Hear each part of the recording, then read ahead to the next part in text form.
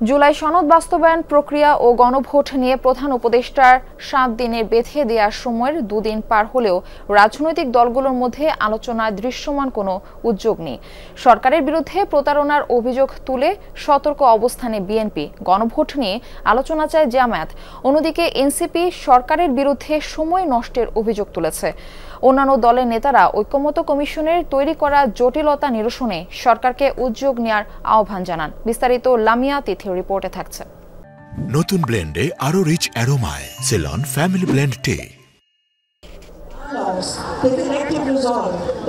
জুলাই সনদের বাস্তবায়ন প্রক্রিয়া নিয়ে উত্তপ্ত রাজনীতি। স্বাক্ষরিত জুলাই সনদে নোট অফ ডিসেন্টের কথা থাকলেও বাস্তবায়ন প্রক্রিয়ায় তার উল্লেখ নেই। সেই সঙ্গে গণভোটের দিনক্ষণ নিয়েও রাজনৈতিক দলগুলোর মধ্যে রয়েছে বিভাজন। এমন পরিস্থিতিতে জুলাই সনদ বাস্তবায়ন প্রক্রিয়া ও গণভোট নিয়ে রাজনৈতিক দলগুলোর বিভক্তি দূর করতে 7 দিনের সময় বেঁধে দেয় অন্তর্বর্তী সরকার। এই সময়ের মধ্যেই আলোচনা করে সমঝোতায় পৌঁছানোর আহ্বান উপদেষ্টা পরিষদের। সম্ভব হলে আগামী 1 সপ্তাহের মধ্যে সরকারকে ঐক্যবদ্ধ দিক নির্দেশনা প্রদান করার আহ্বান জানানো হয়।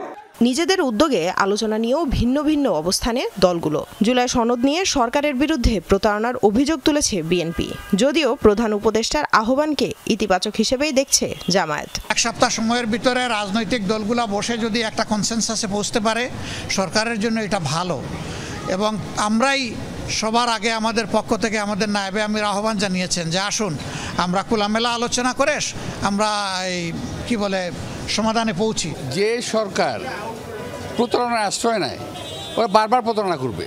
নেতারা বলছেন সরকারের দায়িত্বহীনতার কারণেই ঝুঁকির মুখে পড়েছে জুলাই সনদ। তবে গণসংহতি আন্দোলনের নেতা জোনায়েদ সাকি নিজ উদ্যোগে দলগুলোর সঙ্গে আলোচনার কথা জানান। এটা একটা জটিলতা তৈরি করেছে এবং আমরা মনে করি এটা দায় সরকারের আছে এবং ঐকমত্য কমিশনের আছে, এবং রাজনৈতিক দলগুলোর কোর্টে বল ঠেলে দিলেই তো হবে না। মানে এটা তো ফ্যাসিলিটেটর কে, ঐকমত্য কমিশন ছিল এটা ফ্যাসিলিটেটর।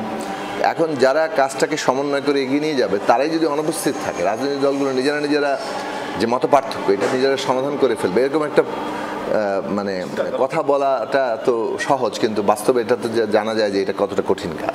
সংকটটা ঐকমত্য কমিশন এবং কিছুটা সরকারেরই তাদেরই তৈরি করা। এখন সংকটটা তাদেরকেই উদ্যোগ নিয়ে এই সংকট থেকে বেরিয়ে আসার পথ তৈরি করতে হবে, এবং আমি মনে করি সরকারের পলিটিক্যাল উইলটা সবচেয়ে গুরুত্বপূর্ণ।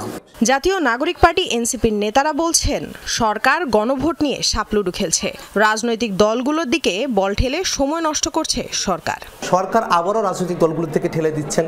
এটা তারা আসলে গা পাসানোর একটা পরিকল্পনা তারা নিয়েছেন যে রাজনৈতিক দলগুলোর দিকে ঠেলে দিলাম এবং জিনিসটা তাদের মধ্যে মিউচুয়ালি একটা জায়গায় পৌঁছালো না, এবং সেক্ষেত্রে সরকার কিছু করতে পারলো না। সরকার আসলে রাজনৈতিক দলগুলোর উপরে দায় দিয়ে তারা সংস্কারের থেকে দূরে সরে যেতে চান, এমন একটা মানসিকতা তাদের মধ্যে আছে। আলোচনা নিয়ে রাজনৈতিক দলগুলোর ভিন্ন ভিন্ন দৃষ্টিভঙ্গি ও সরকারের অবস্থান বিশ্বাস ও আস্থায় ফাটল ধরাতে পারে বলে আশঙ্কা অনেকেরই। লামিয়া তিথি, যমুনা নিউজ, ঢাকা।